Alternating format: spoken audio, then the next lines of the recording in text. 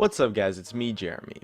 Over the next couple days we're going to be taking a look at all of the preseason changes, and I'll be going through and giving you my thoughts as well as the rundown of what's going on because it's some crazy action that's going to happen in Season 6.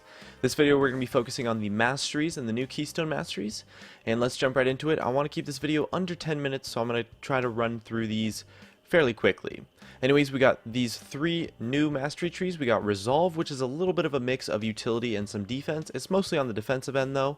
Cunning, which is a little bit of a mix of utility and a little bit of offense mixed in, but it's mostly on the utility end.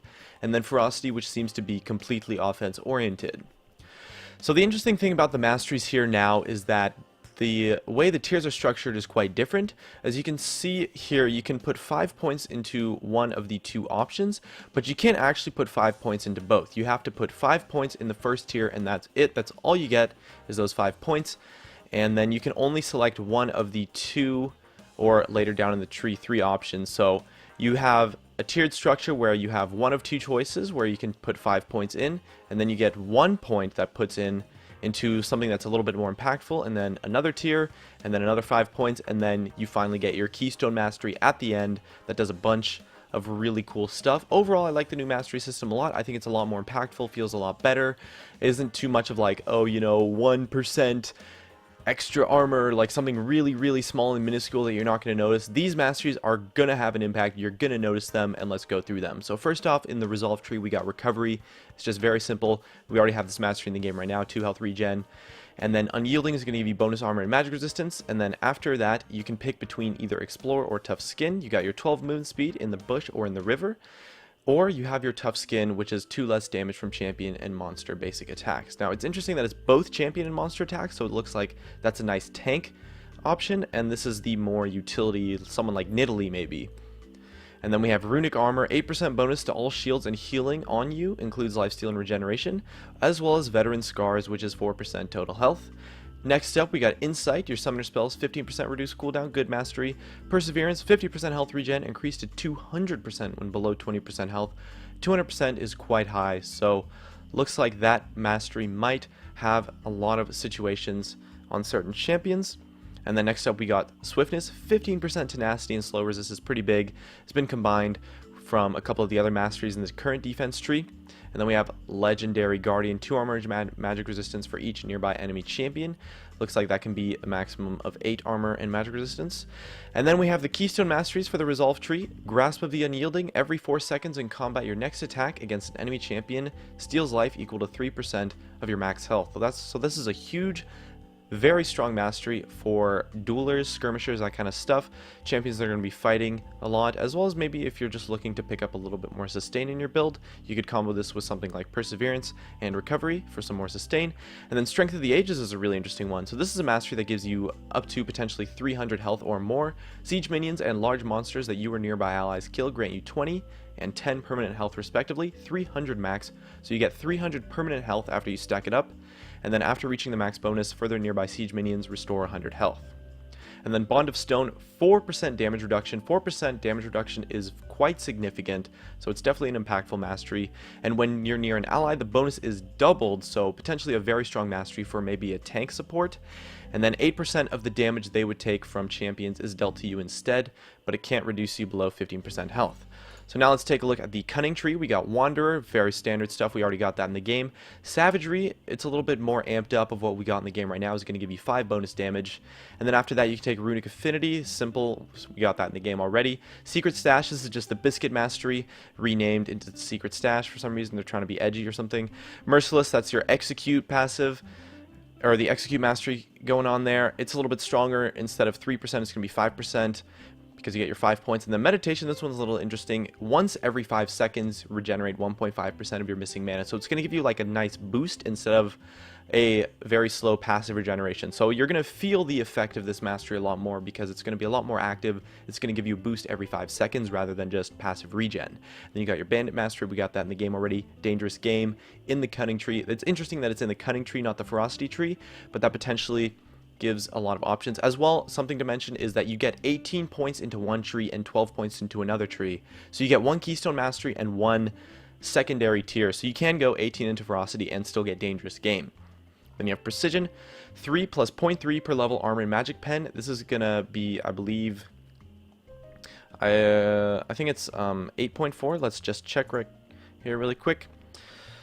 So 0.3 times 18, 5.4 plus 3, so yeah, like I said, 8.4 armor and magic penetration, as well as you got your intelligence. This mastery is actually really interesting. Increases the cooldown reduction cap by 5% and also gives you 5% cooldown reduction, so you could potentially get 45% CDR with this mastery. That's an interesting addition, could potentially open up some new strategies and stuff.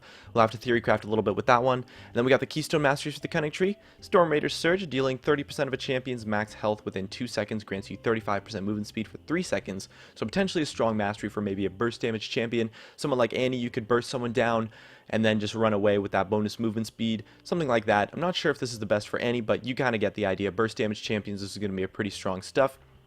Thunderlord's Decree, your third attack or spell on an enemy champion shocks the area around them, dealing 10 damage per level, plus 20% of your bonus attack damage and 10% of your ability power as magic damage to enemies in the area. So it looks like it's a area of effect damage kind of thing. It's going to give you a little bit more damage overall. If you're maybe like someone like an auto attacker, looks like a good hybrid mastery for someone like maybe Kale, Jax kind of thing.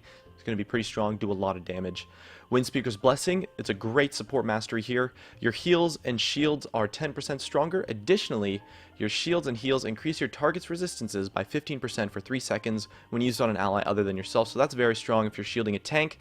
Good stuff, maybe like Janna, Karma kind of stuff. Shields and heals, great support mastery right there. And then we have the Frosty Tree. Last up, we got our attack speed. Or sorcery, this is a new one, 2% increased ability and spell damage instead of CDR. So the CDR you're going to get from intelligence of the mastery, and then sorcery you're going to get 2% ability and spell damage. 2% damage is, you know, reasonably decent, I guess. It's definitely impactful. It's going to maybe might let you come out on top in a lot more situations. You got your double-edged sword. It's a little bit more impactful than the current double-edged sword. You're going to do 3% damage and take only 1.5% of your melee, whereas if you're ranged, you're going to be 2 and 2. Feast, I think this is a great change. It's a lot more impactful. It's going to feel a lot better than the current Feast mastery in the game. Killing a unit restores 20 health, but it's going to be on a cooldown. I'm not sure how that matches up to the current mastery. It looks like, at least in lane, you have 6 or 7 creeps per wave.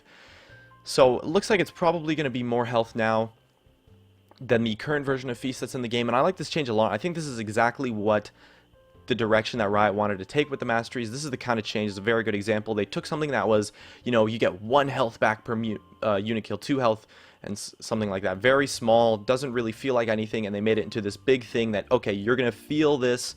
You're going to feel this mastery in the game. You're going to notice its effect, and it's going to affect your playstyle and your builds and stuff.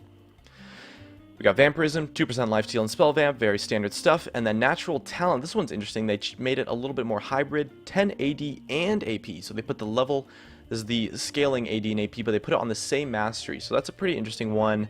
Considering you have to take either lifesteal and spell vamp or AD and AP, it's going to potentially open up a lot of hybrid builds. And you're going to have, you randomly might have some, you know, some random AP on a lot of champions that you're trying to take scaling AD on for some reason. And then we got Bounty Hunter. You deal 1% increased damage for each unique champion you kill. This mastery is awesome, but it is each unique champion, so you're going to get a maximum of 5% increased damage. But if you can't actually stack it up, get that 5%, that's crazy. 5% increased damage from just a second tier mastery is insane, but you do have to stack it up. So this could potentially open up to a lot of builds and a lot of interesting scenarios. Then you have Oppressor, deal 2.5% increased damage to targets with impaired movement. It's kind of in the game already, standard stuff. Then we got Piercing Thoughts, 7% magic pen, or Battering Blows, 7% armor pen. You get to decide between the two. And then we got the Keystone Masteries for the Ferocity Tree. You got Warlord's Bloodlust, critical strike seal for 15% of the damage dealt and grant you 20% attack speed for 4 seconds.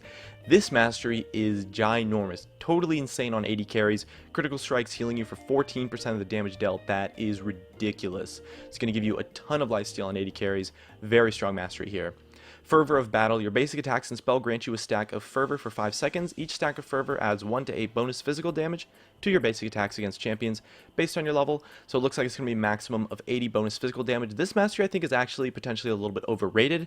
Having to stack it up, taking 10 attacks, you know, it's going to take a very long time to stack up. Not really that impactful, and is something that potentially could be overrated, or at least used a little bit more often than it should. I don't actually think this mastery is that good. Last up on the list, we got Deathfire Touch. Your damaging abilities cause enemy champions to take 6 plus 50% of your bonus attack damage and 20% of your ability power in magic damage over 3 seconds. Area effect and damage over time abilities apply half of the damage, of course, over 1.5 seconds instead. So it gives you a nice little burst extra on your magic abilities. This is going to be the mastery you want to take for AP champions, burst damages, mages, that kind of stuff, because it's going to give you a little bit more damage. 20% of your ability power over 3 seconds could potentially be, you know, sometimes as much as 100 damage, and that's reasonably significant in a lot of scenarios, especially if you're trying to get that one-shot burst combo on an enemy target. Anyways, that's it for the Keystone Masteries. I really like this new mastery system. I'm very excited with the changes that Riot's making for Season 6.